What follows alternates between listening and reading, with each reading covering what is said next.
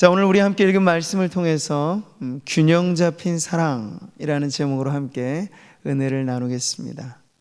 오늘이 참 날이 좋아요. 11월 1일. 일기 자체는 조금 비가 와서 굳지만 올라오면서 우리 장로님이랑 이야기해 보니 지금 가을 가뭄기라 비도 꼭 필요했는데 적절하게 잘 왔다 하니, 하나님이 다스리시는 이 세상에 버릴 것은 없는 줄 믿습니다. 그런 감사를 여러분이 좀 가지시고, 우리 코로블루라는 이 신조어만 계속 말할 게 아니고 이 스카이 블루를 떠오르시면 좋을 것 같아요. 하늘빛깔. 이 가을 하늘이 얼마나 청명하고 아름다운지 몰라요?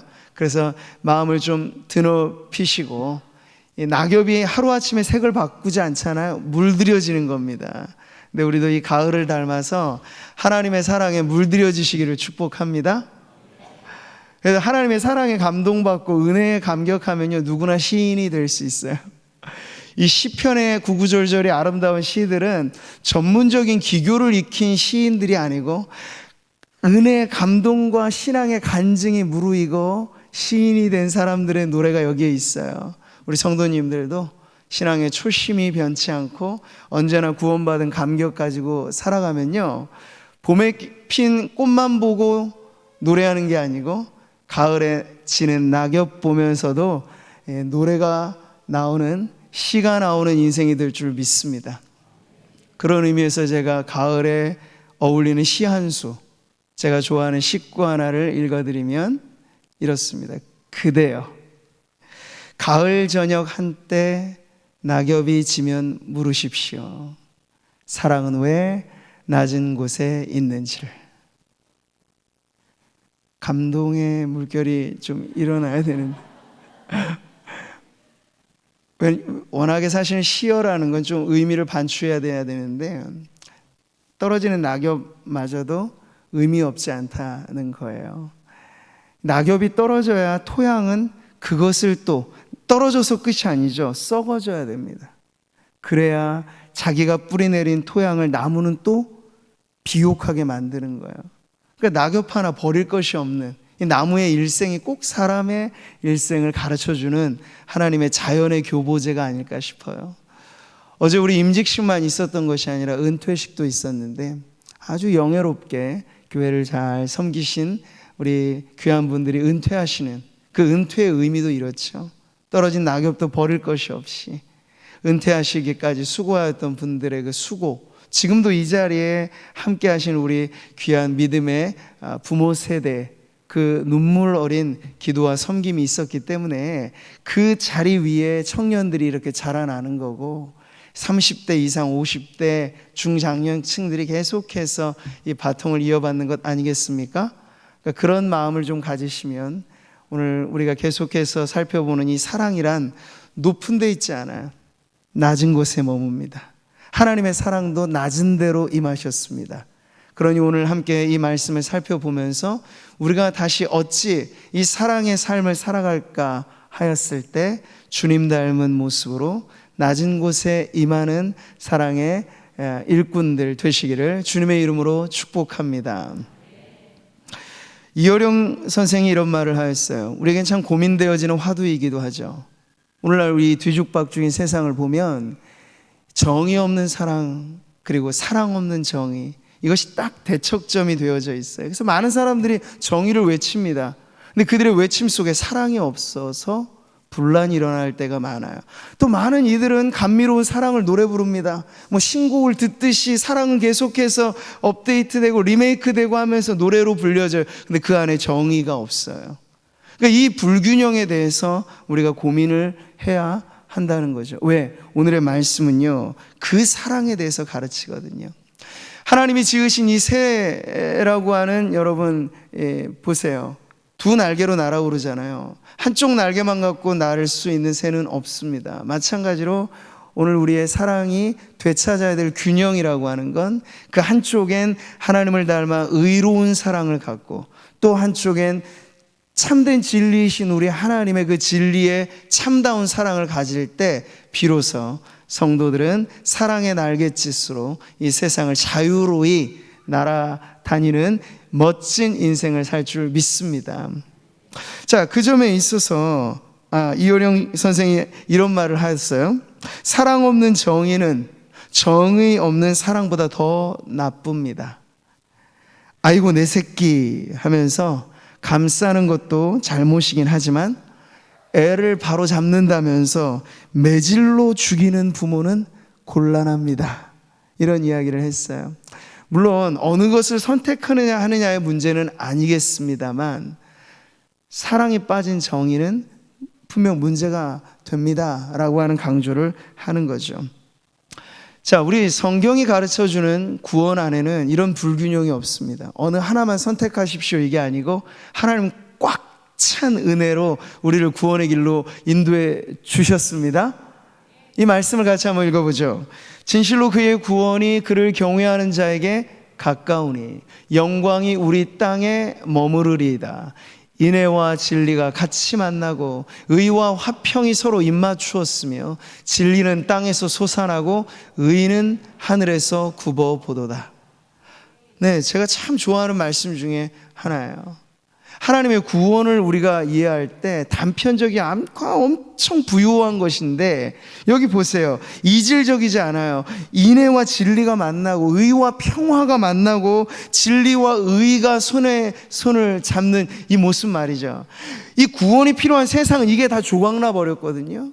그러니까 정의는 정의대로 사랑은 사랑대로 떨어져 있어요. 그렇기 때문에 서로 노래하고 서로 외치지만 세상이 그것으로 바뀌어지지 않는다는 걸 우리가 보고 있는 거죠. 이 불균형은 언제나 문제를 줍니다. 지난 시간에도 우리가 보았죠.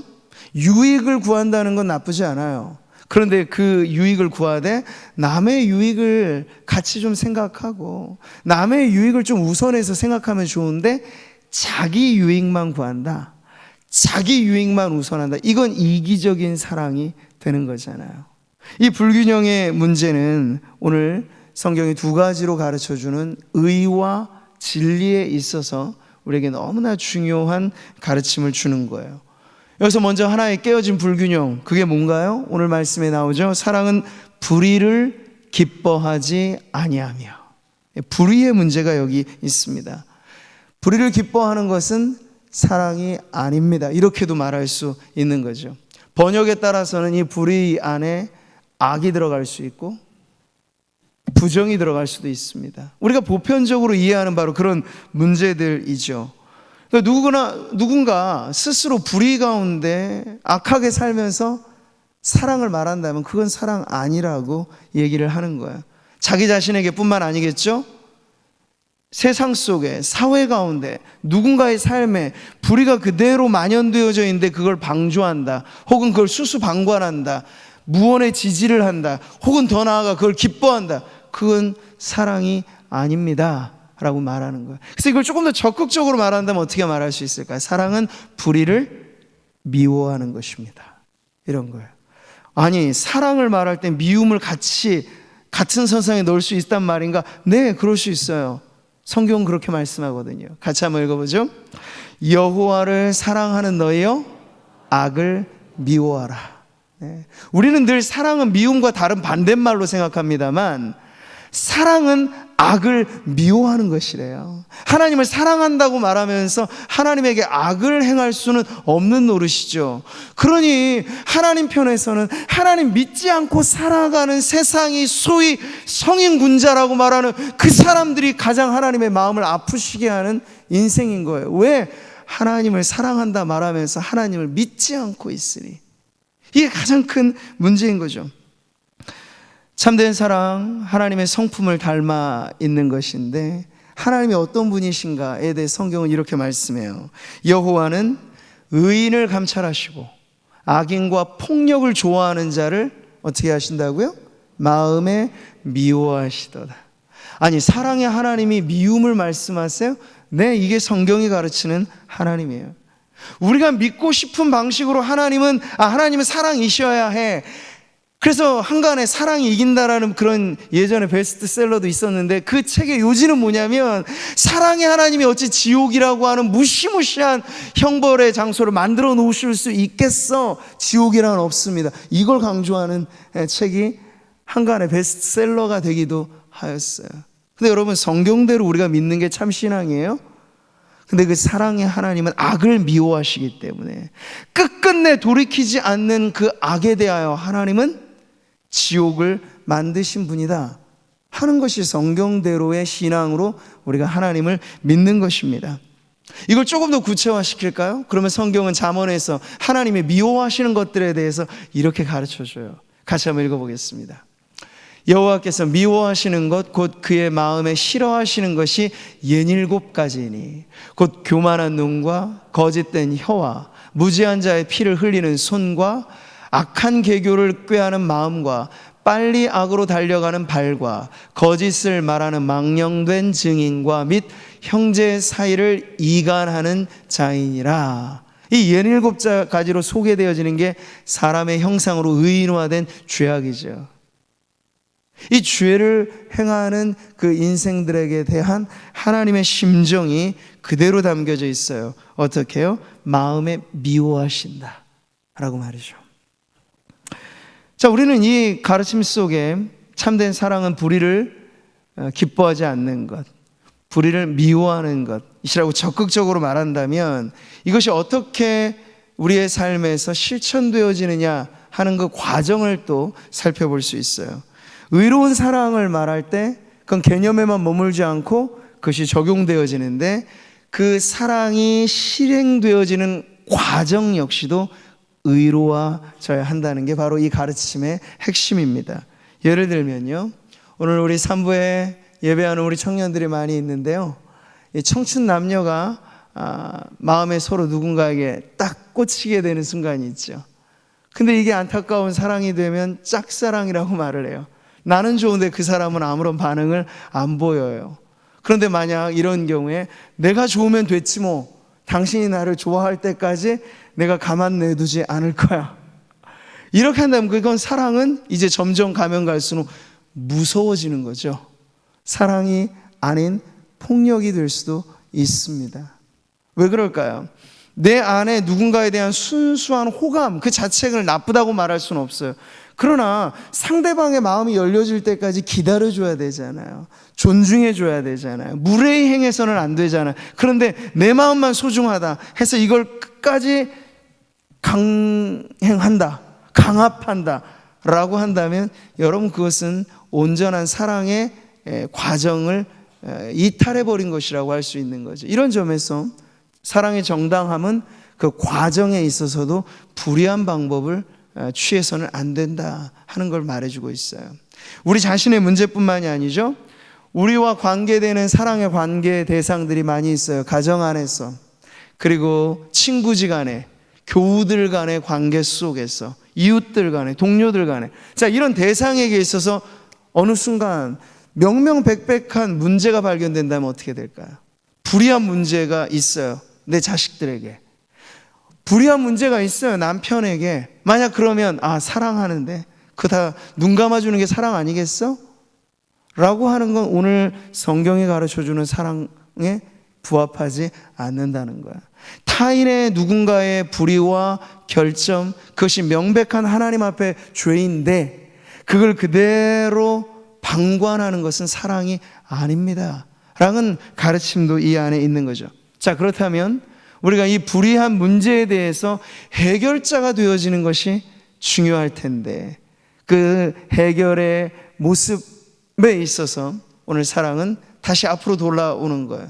그 과정상의 불의를 또한 용납할 수 없기 때문에 누군가 문제 있는 것을 내가 빨리 고쳐봐야지 라고 할 때 우리 안에 실수와 잘못이 또 일어나는 거예요. 동기는 그 사람의 불의를 내가 고쳐주고 싶어서 그랬는데 가다 보니까 이게 처음에 의도하고는 다르게 틀어져 버리는 문제가 생기게 되는 거죠.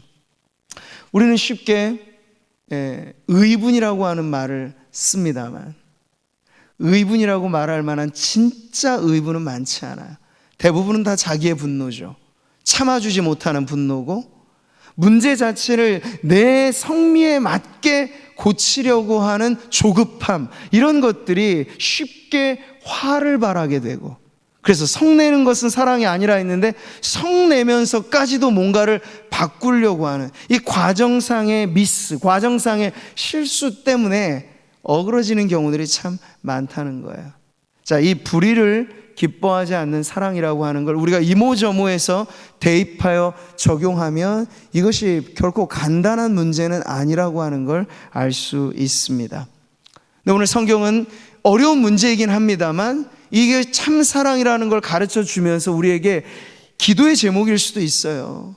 문제, 형제와 자매라고 불려지는 누군가에게 불의한 문제가 있을 때 그걸 참아주고 그냥 덮어주는 건 사랑 아니니 그걸 고쳐주고 도와주어야 되는데 도와줄 때는 반드시 이렇게 하십시오라는 지침이 되는 말씀을 줍니다. 같이 한번 읽어보죠. 형제들아, 사람이 만일 무슨 범죄한 일이 드러나거든 신령한 너희는 온유한 심령으로 그러한 자를 바로잡고 너 자신을 살펴보아 너도 시험을 받을까 두려워하라. 네, 바로 이 지침이죠. 문제는 문제로 인식해야 돼요. 잘못됐다는 건 잘못됐다고 말할 수 있는 게 용기입니다. 근데 그것을 용기 있게 말하고 고쳐주기까지 나를 먼저 살피라는 건데, 내 안에 정말 그 사람을 위하는 마음으로, 정말 그 사람을 도와주고 싶은 마음으로 지금 그러는가 자기 점검을 하라는 거예요. 그러면서 내가 이 말을 하고 그를 도와줘야 될 가장 좋은 타이밍을 찾으라는 건데, 그 타이밍이 언제일까요? 내 마음이 온유한 심령으로 그에게 대하여 말할 수 있기까지. 그러니까 내 안에 무언가 당장 들끓어오는 감정이 있을 때 그것 말하지 않는 게 사랑이에요. 왜? 사랑은 오래 참고 사랑은 온유한 것이기 때문에.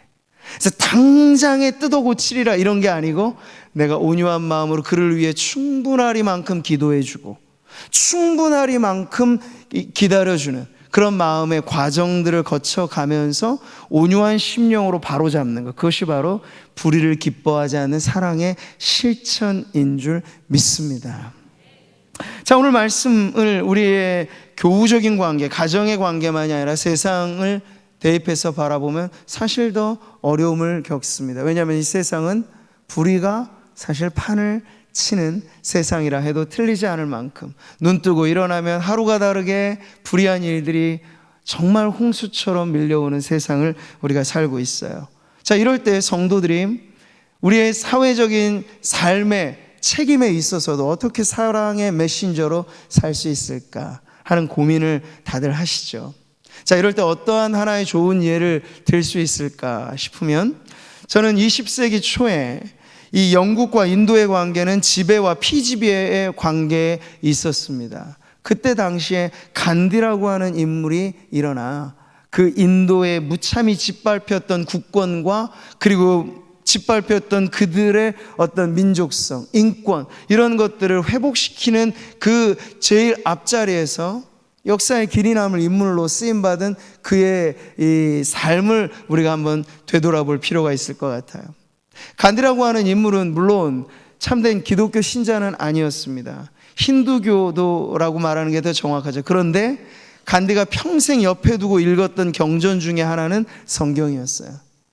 그가 어린 시절 유럽, 영국에 유학 갔을 때 그는 기독교의 사회를 접하였죠. 그러면서 그가 가졌던 문제의식은 자기가 읽었던 성경에는 산상수훈을 읽어보면 오른뺨을 치며 왼뺨을 돌려대고 오리를 가자고 한 심리를 가자는 게 기독교 사랑의 실천인데 그 기독교 국가라고 말하는 영국은 전혀 그렇지가 않은 거예요. 거기에 회의를 느끼고 기독교라고 하는 종교화된 신앙이 아니라 그는 야, 이걸 삶으로 구현해내면 그게 진짜 인생이겠다 생각하면서 신앙으로서는 기독교 신앙을 갖지 못했지만 삶은 부단히도 산상수훈적인 삶을 살려고 애쓰면서 그가 결국 이 인도의 역사에 놀라운 운동을 일으킨 것, 그것을 이름하여 비폭력 불복종 운동이라 말하는 그런 아주 놀라운 역사를 일으켜 놓았던 거죠.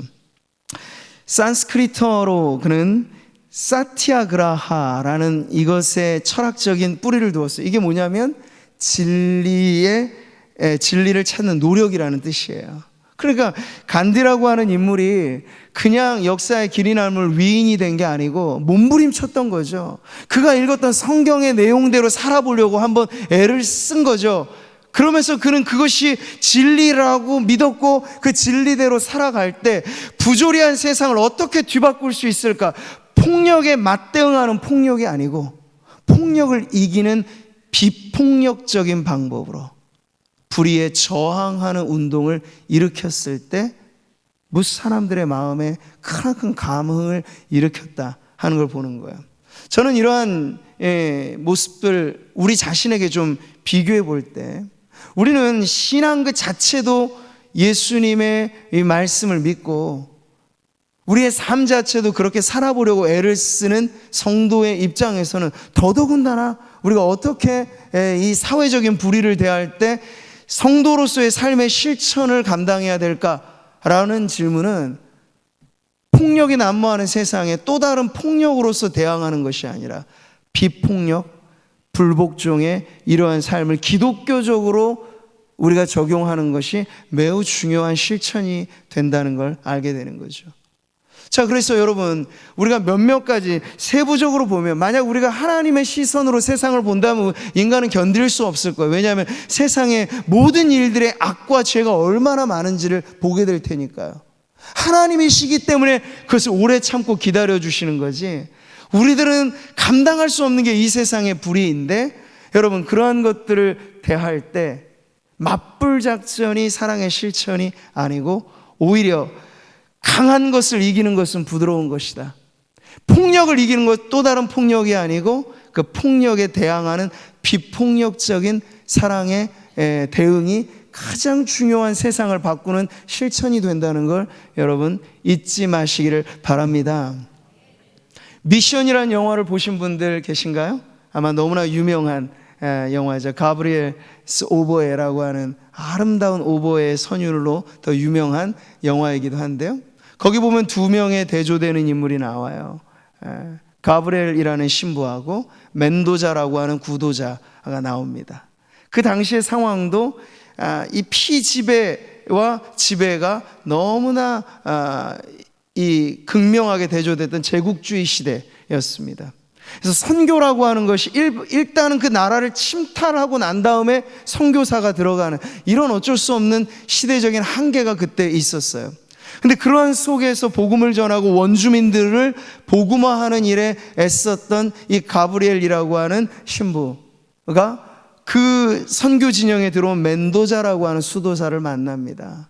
그는 살인자였고 자신의 죄를 회개하기 위해서 그 선교지까지 왔던 사람인데, 그러면서 두 사람이 공존해서 아름다운 사역을 합니다. 근데 문제는 이 미션이라고 하는 영화의 종반부로 나아갈 때 문제 상황이 생겨요. 그 제국이 다시 한번 무참하게 폭력을 휘두르면서 원주민들을 짓밟고 들어오는 거예요. 자, 이러할 때 이걸 어떻게 대응하는가에 있어서 두 사람이 갈리는 거예요. 가브리엘 신부는 그렇게 말합니다. 폭력이 있는 곳에 사랑은 설 자리를 잃습니다 라고 말하면서 그는 몸소 총탄을 두려워하지 않으면서, 그러나 폭력을 사용하지 않으면서 비폭력, 불복종의 행진을 하며 끝내 순교를 당합니다. 근데 이 멘도자라고 하는 인물은 그렇지 않다고 주장하는 거예요. 저들이 총을 갈고 나왔으면 이에는 이로, 악에는 악으로, 폭력에는 폭력으로 맞대응하는 것이 옳다 하여서 그는 총을 잡습니다. 두 사람 모두가 그 결과에 있어서 죽음을 맞이하게 되는데, 이 미션이라고 하는 영화가 던져주는 질문은 이런 것이에요. 참으로 기독교적인 사랑을 우리가 논할 때 폭력과 불의가 난무한 이 세상에 어떻게 대응하는 것이 진정한 사랑의 실천일 수 있을까라는 질문을 던지는 거죠. 사랑하는 성도 여러분, 우리는 지금 더 그때와 다르게 상대주의가, 다원주의가 모든 것에 스며들어 있는 세상을 살고 있습니다. 이제 예전에 우리가 정의를 말할 때 정의에 대한 일반적인 공감할 만한 공통의 상식이 있었는데 지금은 그런 상식이 통하지가 않아요. 사람의 지배, 권력의 지배를 피하기 위해서 자유민주주의는 법치주의를 수호합니다. 근데 여러분, 이제는 법 위에 있는 사람들이 생겨요? 법을 만드는 사람들이 불합리한 법을 만들어요? 그러면서 그 법으로 군림한다고 하는 이 세상의 이 부조리에 대해서 여러분 우리는 눈을 감을 수 없습니다. 말하지 않을 수 없습니다. 그러나 그것을 보고 불의를 불의라 말하는 그 방식에 있어서 기독교는 결코 폭랑국을 용인할 수 없습니다. 그렇기 때문에 이 사이에서 우리가 결국 어느 것이 정답일까라고 말할 때 오늘 성경은 불의를 기뻐하지 않는 사랑과 함께 하나를 가르쳐 주는 거예요. 그 사랑은 진리를 기뻐하는 사랑이라고. 그래서 저마다가 말하는 기준에 이리저리 장단을 맞추는 것이 아니라 우리가 진정 불의를 미워하고 하나님이 기뻐하시는 진리와 함께 이 사랑을 실천한다고 했을 때 질문은 이거죠. 그렇다면 우리가 붙잡아야 될 진리란 무엇입니까? 라는 거예요. 빌라도의 법정에 서셨던 예수님께서 이 중요한 대목에서 이런 말씀을 하셨어요. 우리 같이 한번 읽어보죠. 내가 이를 위하여 태어났으며 이를 위하여 세상에 왔나니 곧 진리에 대하여 증언하려 함이로라. 무릇 진리에 속한 자는 내 음성을 듣느니라. 예수님 말씀하시길 빌라도 법정의 최후 진술에서 주님은 자신이 살아있는 진리라고 이전에도 말씀하셨죠. 내가 곧 길이다, 내가 곧 진리다, 내가 곧 생명이다 말씀을 하셨어요. 그런데 이 말씀을 듣고도 빌라도는요 이해를 못해요. 왜? 믿음이 없기 때문에. 그러면서 빌라도가 되묻는 건 빌라도가 이르되 진리가 무엇이냐. 아니 예수님께서 방금 전에 한 구절 앞에 내가 진리라고 말씀을 하신 건데 빌라도에게는 신앙의 눈이 아직 열려져 있지 않으니 살아있는 진리를 보면서도 진리가 뭐냐 이렇게 묻는 거예요. 이게 꼭 지금 세상의 모습입니다. 세상이 세상대로 이 무질서가 이 불의의 문제들이 해결되지 않는 까닭은 저마다가 옳다고 믿는 신념으로만 서로 대결을 하기 때문인데 이 세상의 참된 치유와 회복은 이러한 사람들이 옳다고 믿는 그런 신념들이 아니라 성경이 말씀하는 절대 진리인 줄 믿습니다. 그 절대 진리가 누구입니까? 바로 예수 그리스도인 거예요. 오늘 우리 3부 찬양에는 아름다운 찬양으로 하나님 앞에 노래하였죠. 예수, 예수, 예수 그 이름. 우리의 사랑의 실천이 누군가 어떤 사람들의 의견에 맞춰서가 아니라 결국 그것이 세상의 불의를 치유하는 사랑이 되기 위해선 진리와 함께 기뻐해야 균형을 이룰 수 있는데 그 진리는 바로 살아있는 진리 예수 그리스도인 줄 믿습니다. 그리고 주님의 말씀에 기록된 이 모든 것 하나님의 계시의 말씀으로서의 성경이 가리키는 방향으로 나아갈 때 우리는 이 사랑의 실천이 세상을 온전히 치유하는 해결책이 될 줄 믿습니다. 사랑은 진리와 함께 기뻐합니다. 사랑은 기쁨으로 진리를 경축합니다라는 의미이기도 해요. 그 진리를 통하여 진리 안에서 이 사랑을 우리가 실천할 때 비로소 불의하지 않은 방식으로 불의한 세상을 혹은 불의한 관계를 내 안에 있는 불의를 송두리째 뽑아내되 그 뽑아내는 과정 역시도 온유하고 오래 참고 무례히 행하지 않고 악한 것을 생각하지 않는 그 사랑의 방식으로 고쳐가는 성도들이 되시기를 축복합니다. 이제 말씀을 맺겠습니다. 여러분에게 이것이 조금 더 구체적인 형상으로 기억되기를 바라는데 예수님의 십자가야말로 우리가 누누이 강조하지만 살아있는 진리이신 예수님은 마지막 그 십자가에서 의로운 사랑과 참다운 사랑을 함께 보여주셨습니다. 사랑하기 때문에 죄를 그저 눈 감아준다 그게 아니었고 예수님은 자기 희생의 몫으로 그 죄를 끌어 안으신 분이에요. 그러므로 예수님의 생명으로 그 죄의 문제를 온전히 해결해 주신 예수님의 십자가야말로 사랑이 되찾아야 할 온전한 균형을 보여주는 최고의 극치라고 말할 수 있겠죠.